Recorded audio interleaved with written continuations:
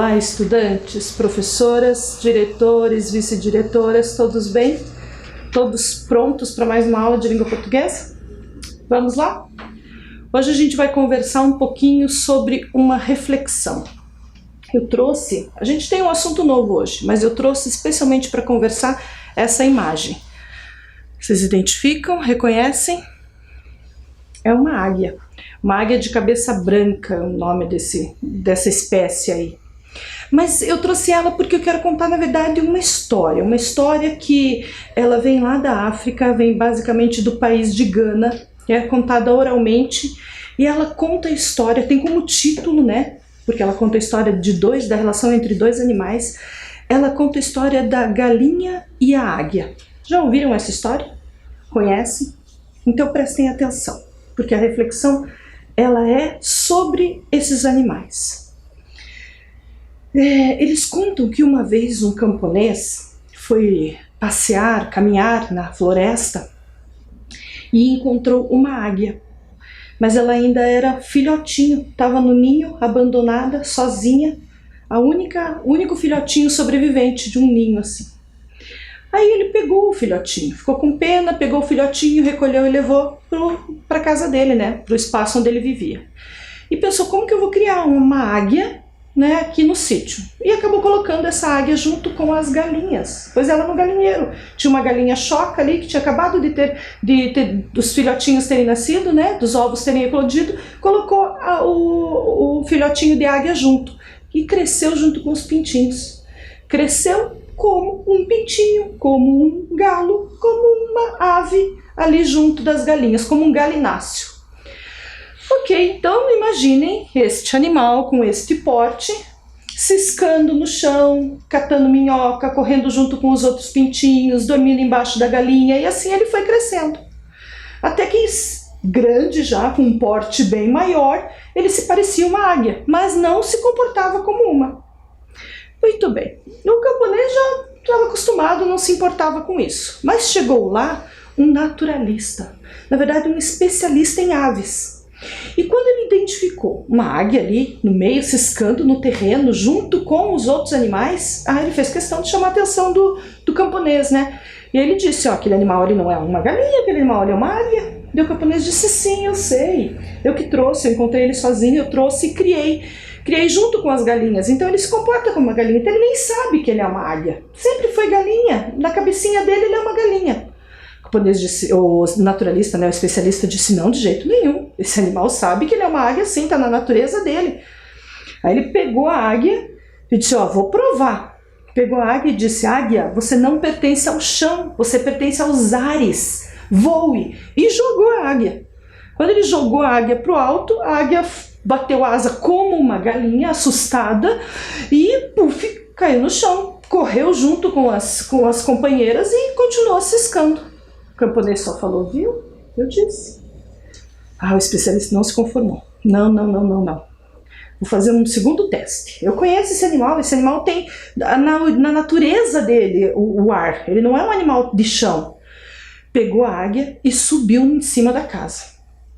Lá de cima da casa ele mostrou para a águia os ares, o céu, mostrou assim, falando para ela, acredite, você é uma águia, força, bata as asas e voe, você não pertence ao chão, você pertence aos céus. E soltou a águia lá de cima. A águia mais uma vez se desesperou como uma galinha, se debateu toda com as asas e puf, caiu no chão e correu junto com as companheiras mais uma vez, se comportando como uma galinha. O camponês disse, viu? Não adianta, ela nunca vai lembrar que ela é uma águia. Ela já sabe que ela é uma galinha porque ela foi criada assim, ela está acostumada, ela não vai mudar. E o especialista não se conformou. Então ele disse, não, isso vai ter que ser diferente. Aí ele foi embora. No outro dia ele voltou antes do sol nascer. Pegou a águia, foi com a águia até a direção, o lugar mais alto do terreno e que dava vista para o nascer do sol. Olhou bem nos olhos da águia e disse, quando o sol nascer, sinta, águia, sinta que você é dos ares e não da terra. E virou a águia com a cabeça em direção ao sol. Nisso o sol despontou. Quando os primeiros raios atingiram a águia, A águia tomou um respiro assim, um fôlego inexplicável, e o homem jogou ela para cima de novo, pois ela esticou as asas longas e bateu uma vez e bateu duas e sumiu e nunca mais voltou. A história termina aqui. E a reflexão? O que será que a gente pode entender de tudo isso? Lembrem que eu estou querendo ouvir vocês. Quem tiver um entendimento e quiser me contar, manda para mim. Mas eu vou dizer para vocês como eu entendi. Eu entendi que dentro da gente tem um potencial, tem uma força, tem algo para aquilo que a gente foi criado, que a gente ainda não conhece e precisa descobrir. A gente precisa acreditar na gente, né? Não tem essa história de sempre foi desse jeito, vou continuar assim. Pensem sobre isso, tá bom? Então vamos em frente na nossa aula de língua portuguesa. Eu vou aproveitar o símbolo da águia, a simbologia desse animal potente, imponente, tão poderoso, altivo, né? Parece que até a cara dela olha para cima, para contar que ela é símbolo de um país. Já viram esse símbolo? Esse aqui é o símbolo, é o brasão dos Estados Unidos da América. Então a águia é um símbolo norte-americano. Para o povo norte-americano, ela tem essa simbologia de altiva, ela é o orgulho da pátria, tanto que ela aparece em muitos outros elementos, ela aparece sempre ligada à bandeira dos Estados Unidos, né? Ela aparece com esse símbolo forte de orgulho, de poder, de altivez. Interessante, né? E no Brasil? No Brasil nós também temos nosso símbolo ave. E é ele que eu quero apresentar para vocês, que vocês já conhecem. Lembram do nosso sabiá laranjeira? Sim, essa ave, o sabiá laranjeira, que apareceu lá na Canção do Exílio do Gonçalves Dias, lembram? E essa ave tem especialmente elementos que fizeram com que ela se tornasse a ave símbolo do Brasil. Isso aconteceu lá no começo dos anos 2000, no ano 2002, ela foi eleita a ave símbolo do Brasil. Muita gente pergunta, por que ela? Né? Por que não outra ave? Por que não uma arara? Por que não um canarinho? E é bem fácil responder. Ela está representada em muitos elementos, ela está representada em músicas, ela está representada em brincadeiras do folclore. E aí ela acabou se tornando um elemento que mostra o quanto nós temos cultura diversa, o quanto a cultura do Brasil é rica e é diferente. E aí é por isso que a gente tem o sabiá laranjeira como símbolo do Brasil, como símbolo da nossa fauna, né? Especialmente das aves, ok? Legal saber disso, né?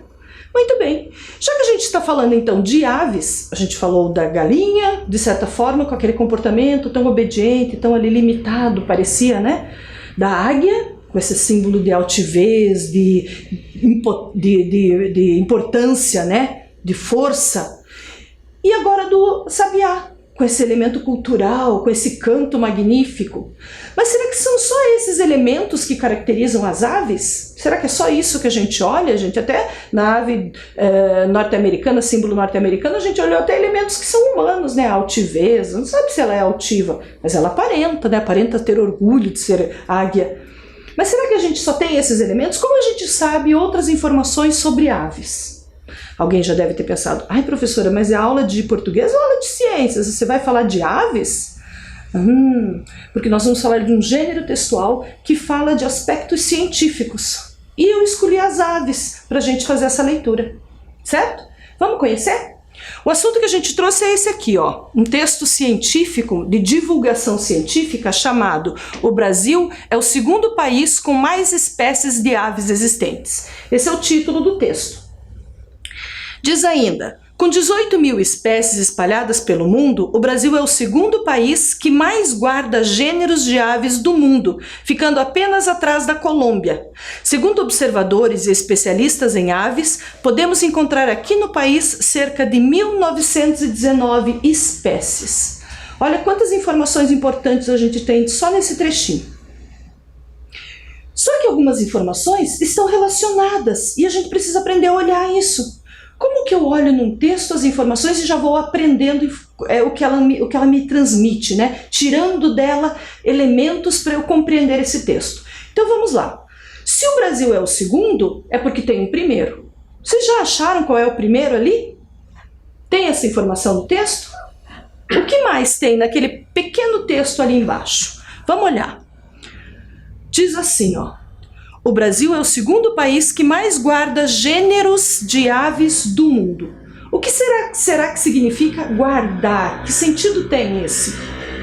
Que mais guarda? Será que todo brasileiro tem um armário onde coloca aves? E o Brasil é o segundo maior país que faz isso? Não. Aqui o guardar está no sentido de preservar, de ter na sua fauna, né? De fazer parte, de compor a fauna de aves do país. Então é o segundo país mundialmente, hein, a ter maior diversidade de espécies. Outra informação, ficando apenas atrás da Colômbia. Opa! O que significa esse ficando atrás? Será que está no sentido literal, atrás? Ou está no sentido de ordem? Né? É uma posição, mas dentro de uma ordem. O primeiro, o segundo. Já temos a resposta aqui. Se o Brasil é o segundo, essa informação faz a gente pensar que quem que é o primeiro? A Colômbia. O Brasil está atrás da Colômbia, porque ele é o segundo. Atrás numa ordem, né? Ok. O que mais? 18 mil espécies no mundo. 18 mil espécies espalhadas pelo mundo. E no Brasil, podemos encontrar aqui no país cerca de 1.919 espécies. Das 18 mil, quase 2 mil estão aqui no Brasil. Não são aves, 2 mil aves, são 2 mil espécies. E cada espécie com o seu número, a sua população de aves, né? Certo? Ok, vamos avançar então para entender mais sobre esse texto. Quem nos dá a certeza de que a gente não está lendo uma coisa que inventaram? Como que eu tenho certeza desses números? Segundo observadores e especialistas em aves. Então são os observadores e os especialistas que me trazem essa segurança, essa confirmação de conteúdo. Isso é importante saber. Olha quanto tempo a gente dedicou lendo só esse trechinho. Porque as informações, elas se relacionam. E quando eu estou lendo, eu tenho que ir identificando essas informações. O que ela quer dizer, com o que ela está ligada, ok? Vamos continuar? Muito bem. Como qualquer país tropical, os pássaros pelo Brasil estão por todos os lados. Nas matas, beiras de lagos, árvores, jardins, pomares e em casas. É possível avistar sempre diversas espécies de aves de diferentes cores, tamanhos e escutar cantos dos mais bonitos e variados. Ok? Muito bem. Informação importante desse trecho aqui que a gente está lendo. Como qualquer país tropical. O que será que isso está querendo dizer? Como qualquer país tropical, o Brasil também tem pássaros por todos os lados. Então essas duas informações me fazem saber que o Brasil também é um país tropical. Como qualquer país tropical, inclusive o Brasil tem pássaros, aves por todos os lados. Ok? O restante das informações nos mostram onde são esses lados. Matas, beiras de lago, árvores, jardins, pomares, casas. E essas diferentes espécies se diferenciam pelas cores, pelos tamanhos e pelos cantos variados, belos, né? Que é também uma classificação que cada um dá, porque é muito subjetivo dizer o que é belo e o que é um canto belo ou uma beleza do pássaro, né? Cada um admira dependendo do seu gosto. Enfim. O que mais a gente tem? Estudos recentes realizados pelo Museu Americano de História Natural foi visto... Desculpe, a professora no comecinho lá esqueceu de ler uma palavra, daí fez diferença, eu vou ler de novo. Ó. Em estudos recentes realizados pelo Museu Americano de História Natural, foi visto que existem cerca de 18 mil espécies de aves no mundo, o dobro do que muitos especialistas em ave pensavam. Então vamos entender essas informações. Primeiro que a gente sabe que Estudos recentes aconteceram. Nós não estamos falando de coisa muito antiga. Estudos recentes estão nos dizendo que o número de aves é diferente. Esses estudos recentes estão em contraponto àquela outra parte ali, ó. Muitos especialistas de aves pensavam que era um número, mas estudos recentes mostraram que esse número é o dobro, duplicou, certo? Também diz ali, de onde vêm esses especialistas? Quem são eles? São especialistas do Museu Americano de História Natural. Então não é qualquer um que foi lá e achou que tinha mudado esse número, existe uma pesquisa mesmo. Tudo isso mostra que a gente está falando de um texto que nos traz informações científicas. Está mostrando ali que tem pessoas investigando e que estão nos contando. Opa! Então, esse texto que a gente está lendo é a pesquisa de alguém para que todo mundo fique sabendo? Exatamente. Os textos de divulgação científica, eles são escritos para não ficarem lá, guardados na gaveta do pesquisador. Agora eu já pesquisei, vou guardar aqui. Não, ele tem que contar para o mundo a sua pesquisa. E aí o texto que ele transforma em uma escrita mais fácil, diferente do jeito que ele pesquisou, mas com as mesmas informações, a gente chama de um texto de divulgação científica. É para divulgar, é para contar para todo mundo. Por exemplo, se hoje os pesquisadores da vacina para a Covid-19 resolverem transformar as pesquisas deles em textos de divulgação, a gente leria esses textos, e já deve ter por aí, em revistas e até em jornais, né? Esses textos seriam publicados até na internet. É quando ele pega o texto difícil da pesquisa e traduz para gente que não é especialista poder entender. Então esse que a gente está lendo tem essa função. Ajudar a gente a ficar conhecendo as pesquisas científicas sobre aves. Vamos mais um pouquinho? Os resultados desses estudos foram publicados na revista científica PLOS ONE. Olha lá, ó, a informação que eu acabei de dizer. Quando a gente pesquisa alguma coisa, pode publicar essa pesquisa de uma forma mais compreensível em revistas científicas, explicando como a diversidade de aves é ampla em todo o mundo. Ok? Muito bem. Continuando a leitura do texto para a gente avançar para outros aspectos. Com tantas espécies de aves confirmadas, seria impossível não vê-las em nosso dia a dia e escutar seus mais belos cantos. Os pássaros podem ter semelhanças, mas são de espécies distintas por mais que cruzem entre si. Até aqui, informações que a gente está compreendendo sobre as espécies de aves que existem pelo Brasil e até pelo mundo, certo? Ok. Mas para a gente conhecer mais, existe então forma de elaborar essa pesquisa e divulgar. E é aqui que eu estou mostrando, ó. Os lugares, né, e os pesquisadores e os espaços de pesquisa, eles vão colocando essas informações num formato que a gente possa entender. Então vão trazendo para nós essas informações. Aqui a gente tem, por exemplo, ó, que foi feita uma lista das principais aves brasileiras. E eles encontraram aqui no Brasil essas ali, ó, o bem-te-vi, o tuiuiu, o tucano, o papagaio e a arara azul, como as principais aves. Então eles vão fazendo levantamentos e trazendo a informação para nós.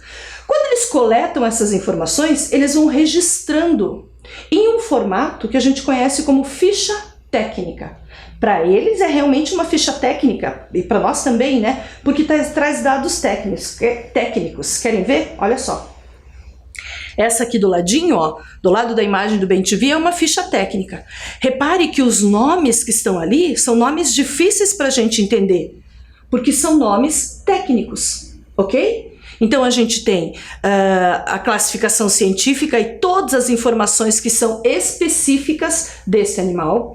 Algumas palavras a gente nem consegue ler com tranquilidade, porque eles usam outra língua. Eles usam a língua da ciência, que muitas vezes são os termos de origem latina que continuam sendo empregados aqui. E a gente acha que está escrito errado, ou que está escrito diferente, ou que é uma língua estrangeira. E de fato é uma língua original lá, uma das primeiras línguas que deu origem para a nossa língua portuguesa, tá? Mas que se mantém na escrita das ciências. Então, olha, a gente tem ali o nome desse animal, bem-te-vi, ele tem um nome que é científico, Pitangus sulfuratus. Parece até um nome de mágico, né? Mas é um nome latino, tá ligado às ciências. Olha aqui o bem te vê. A gente tem outra, ó. Tem a do papagaio, a mesma coisa, olha a classificação, olha as informações sobre ele. Do tucano, também, toda organizada, ficha técnica. Do tuiuiu, essa é uma ave típica do nosso Brasil central ali, né, do Mato Grosso. Da arara azul, a bela arara azul. E aí a gente tem um texto um pouco diferente. Toda aquela informação que está na ficha técnica também pode ser apresentada descrita.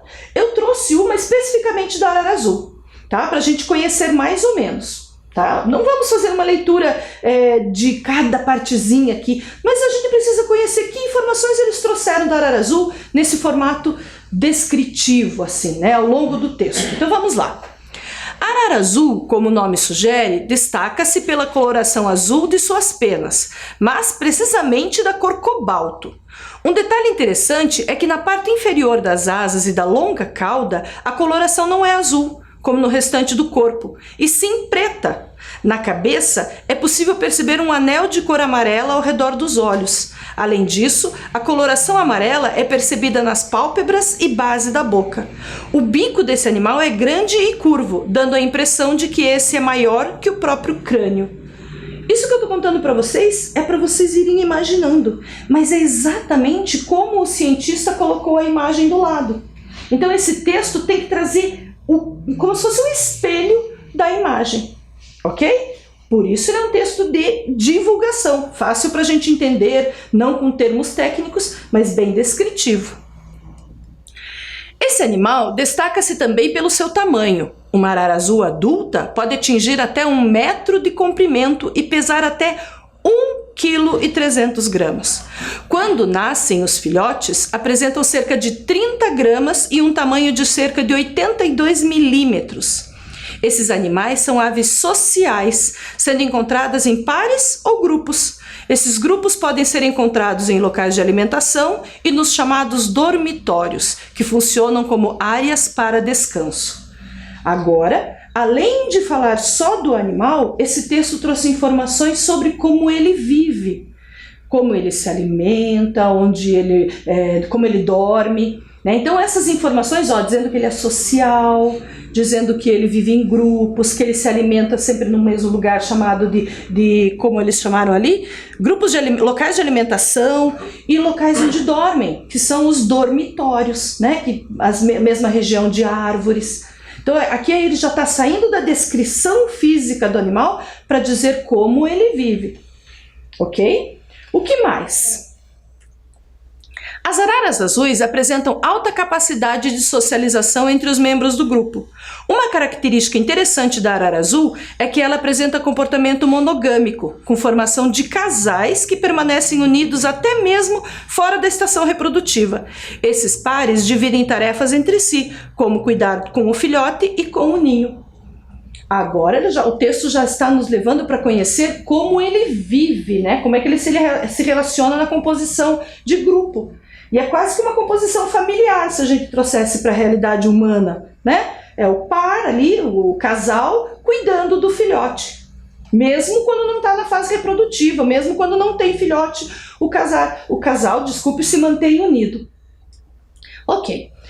Toda essa informação e bastante informação, a gente vai ter mais informação sobre o acasalamento, onde que esses animais vão viver, a gente vai ter informação sobre o nascimento do filhote, como que esse filhote é criado, quanto tempo ele fica no ninho, quando que ele alça voo e vai embora. Mas aí a gente começa a prestar atenção no quanto esses textos estão relacionados. Vamos olhar aqui? Muito bem.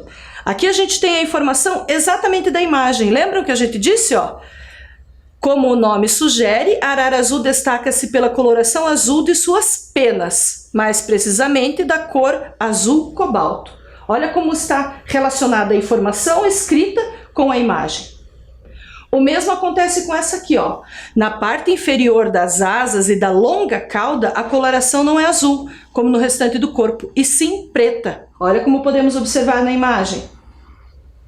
Percebem? O texto está descrevendo exatamente a imagem. Na cabeça, é possível perceber um anel de cor amarela ao redor dos olhos. Além disso, a coloração amarela é percebida nas pálpebras e a base da boca. Olha lá. Tudo aquilo que a gente foi observando no texto é informação que o cientista olhou para a imagem e transformou em texto para poder divulgar, né? Não adiantava só mostrar as imagens para as pessoas. O bico desse animal é grande e curvo, dando a impressão de que esse é maior do que o próprio crânio. Olha só, quem olha para a cabeça da ave e olha para o bico tem a impressão que ele é maior, né? Mas é porque ele é curvo. Uma arara azul adulta pode atingir até 1 metro de comprimento e pesar até 1,3 quilogramas. E olha lá o comprimento dela em voo, né?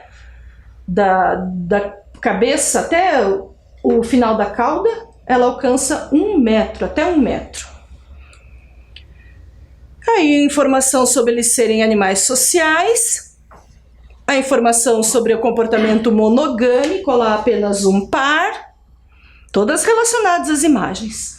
Por isso se trata de um texto de divulgação científica. É um texto que expõe informações para o público que não é especialista, ok? Quando a gente lê um texto assim, que parece um pouco mais difícil, porque ele não narra uma história, né? Ele não narra uma história como a gente conhece, nem são versos com rima. Ele é um texto que vai trazer informações de estudo, de pesquisa, e que a gente pode aprender muito sobre alguma coisa, sobre alguma temática que nos interessar. Ok? Muito bem. Qual a finalidade? Para que serve esse texto, então? Ele tem a finalidade de divulgar informações relacionadas a descobertas científicas de maneira acessível ao público em geral, ou seja, o público que não é especializado no assunto. A gente também sabe, por exemplo, que as informações vêm, olha, organizadas, a gente não tem elas soltas apenas, elas vêm mostrando, ó, que tem uma pessoa especializada que fez a pesquisa, ou uma instituição, aqui no caso a gente tem o comitê, fez a pesquisa, né, os cientistas desse comitê, e trouxeram a informação para nós. Isso aqui estava no texto para a gente ficar sabendo. O que mais? Geralmente, o texto de divulgação científica expõe os dados de uma determinada pesquisa, como que foi pesquisado, como e onde o estudo foi realizado, quais os resultados da pesquisa e quais são as pessoas e entidades envolvidas. Aquilo que a gente olhou no texto anterior, né? Nesse outro trechinho aqui a gente também vê, ó, em estudos recentes realizados pelo Museu Americano de História Natural, olha aqui o texto mostrando pra gente que o texto está apresentando uma fonte de pesquisa, né? Não é uma ideia solta, não é um eu acho que as aves são assim, existe é referendado por uma instituição, certo? É comum que esses textos sejam apresentados neles, né, sejam apresentados depoimentos de pessoas envolvidas na pesquisa ou de outros especialistas no assunto para atribuir credibilidade ao texto. Nesse caso, a gente só tinha os nomes das instituições. Esses textos são publicados em revistas ou jornais de divulgação científica, direcionados a públicos variados. A gente viu esse nesse trechinho, lembram? Mostrando que foi divulgado lá na PLOS ONE. Ok? Essa informação ali mostra o que é um texto científico e que ele está respaldado por uma pesquisa. Ok? Muita informação até agora, né? Vamos registrar? É hora da gente fazer aquela parada e síntese que quando a gente escreve, a gente guarda na memória. E a gente vai registrar bem breve, não vamos registrar muita coisa não, ó. Além da data, a gente vai colocar ali o que são textos de exposição, de divulgação científica, né? Textos expositivos. E a gente vai colocar essa breve informação que eles são textos que divulgam informações científicas relacionadas a essas descobertas, ok? Um tempinho, vamos lá?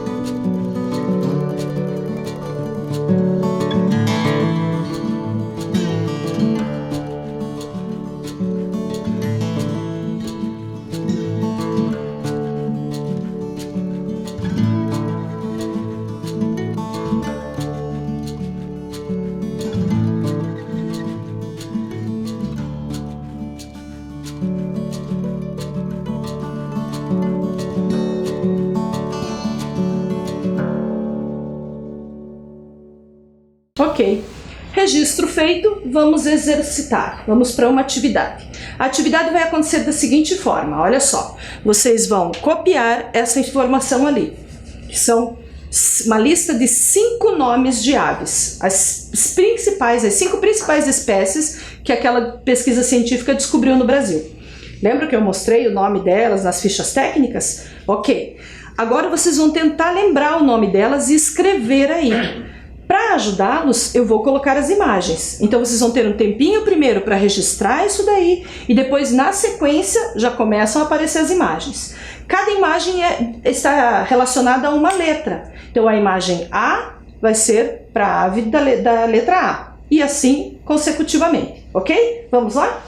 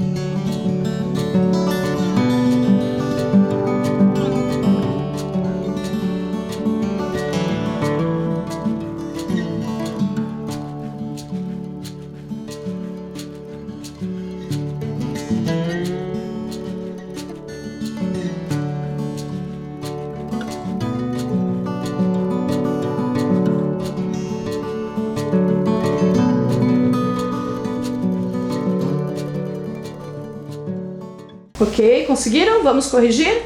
Então vamos conferir lá. Ó. A primeira ave era o papagaio. Vocês têm ali escrito com letra caixa alta e letra script. Veja qual é a sua melhor forma de escrever. A segunda é o tucano. Mesma forma, observe a escrita para ver qual você fez. Arara azul.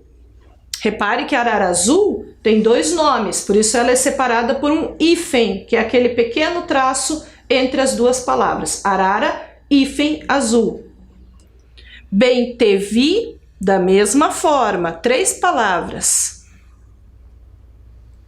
E o tuiuiu. Ok? Reparem que a palavra tuiuiu tem acento na última vogal, u. Ok? Então, lá no seu caderno, você ficou com essa organização aqui, ó.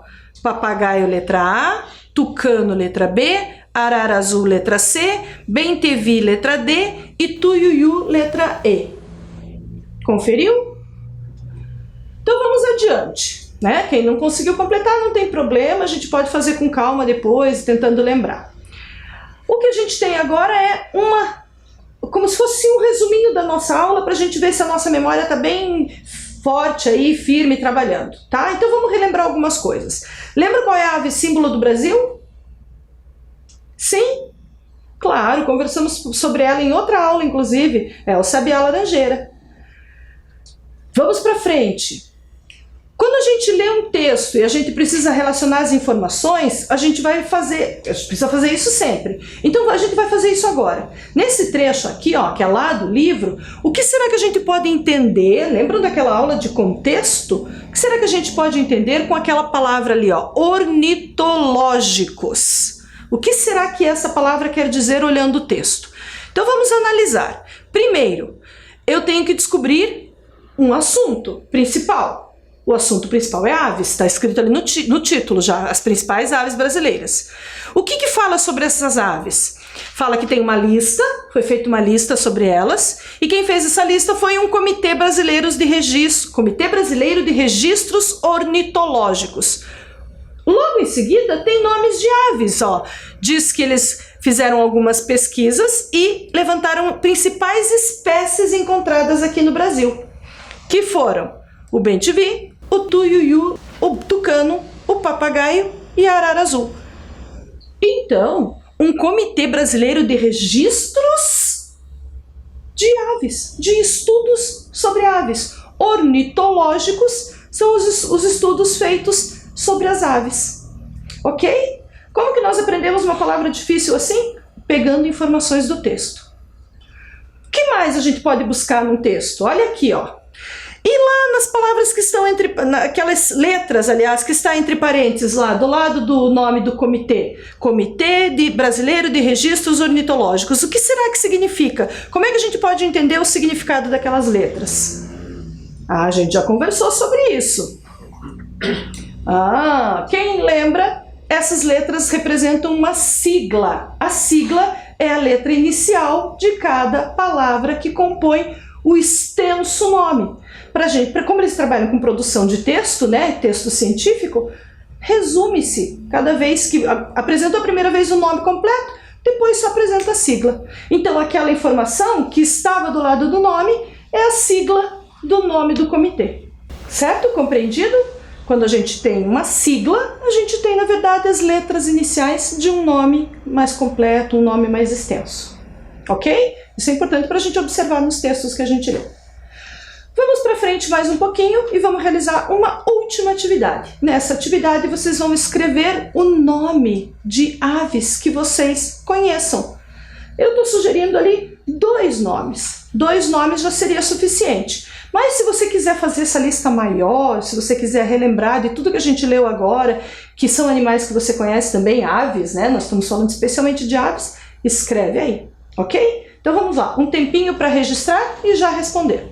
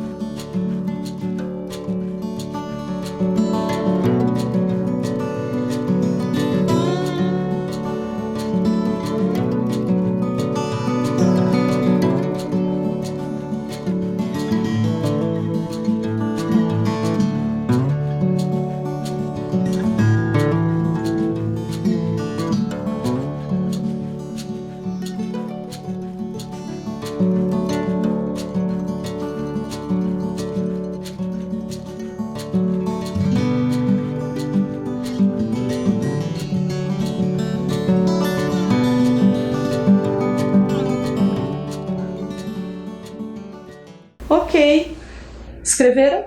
Sim, queria muito agora que vocês estivessem aqui para eu saber que nomes de aves apareceram, nomes novos, nomes que eu não conheço, nomes que vocês conhecem, né? Ok. E a gente está encerrando a aula mais uma vez, meus amores. Agradeço muito o tempo que vocês dedicaram aí, sentados, tentando, se esforçando, e quero trazer a imagem da águia de novo, para ela mexer com você. Para você se enxergar, olhar no espelho, ver o nascer do sol, dar aquela luz, irradiar a tua alma e você lembrar que você está cheio de potencial, que você tem muito mais força do que você conhece. Deixa isso sair e mostra pra gente toda a tua potencialidade, ok? Fiquem bem, fiquem em paz e a gente se vê na próxima aula. Tchau!